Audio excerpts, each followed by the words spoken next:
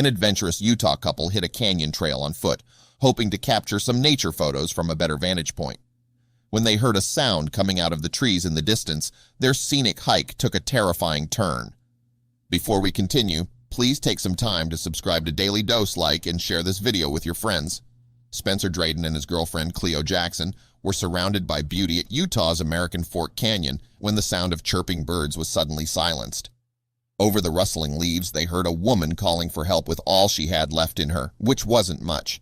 Tucked behind thick trees and vegetation, Spencer and Cleo found a small car with 29-year-old Heather Blackwelder trapped inside, KSL reported. Heather was badly injured, so much so that Spencer called it a miracle that she managed to survive in that mangled mass of steel, let alone get an ounce of sound out to call for help. Heather was driving on the canyon road 2 days earlier when her car went through the guardrail and plunged several hundred feet down the side of the mountain. It should have been sudden death, but something saved her and sustained her until someone could come to her rescue. Spencer and Cleo were in the right place at the right time. To Heather's knowledge, nobody else had been in earshot in the days she was trapped there, waiting for help. Her hours were numbered, making her all the more thankful the couple came along when they did. Even though Heather had been missing for 2 days, it wasn't reported, so nobody knew to go looking for her.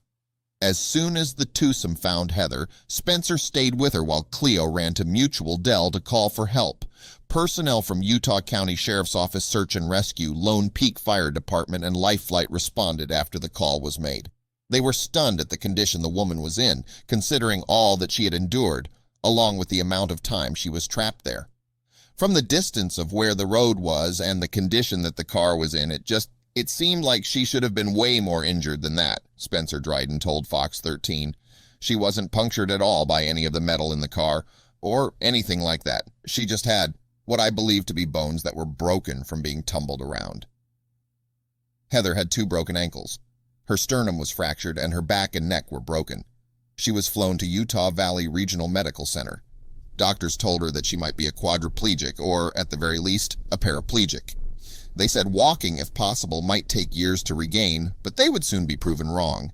Heather defied the odds and is back on her feet and working. She says her survival and recovery were and are an amazing miracle. She owes all gratitude to God for putting this couple on a path to find her in time. She only had a day or 2 left in that condition to live had they not come along when they did. The doctors who worked on her neck and her feet were amazed at how well everything went back together, said Bonnie McMullen, Heather Blackwelder's mom. One time in the hospital, while she was sleeping, they stood there, amazed that her neck healed so miraculously. Had somebody not found her today or the next day or so, she would have died, Sergeant Spencer Cannon with the Utah County Sheriff's Office said. It could literally have been years before she was found. The area is not a hiking trail, it's not along a trail. It has thick trees and is on the side of the mountain. The car could have been well rusted before she was found. Without a doubt, God works in mysterious ways, and this instance is proof of that. Many miracles happened here. Heather survived the initial impact, falling hundreds of feet down a rocky embankment, and lived long enough to be found. She was never supposed to live, let alone walk again, but God has a funny way of proving us wrong.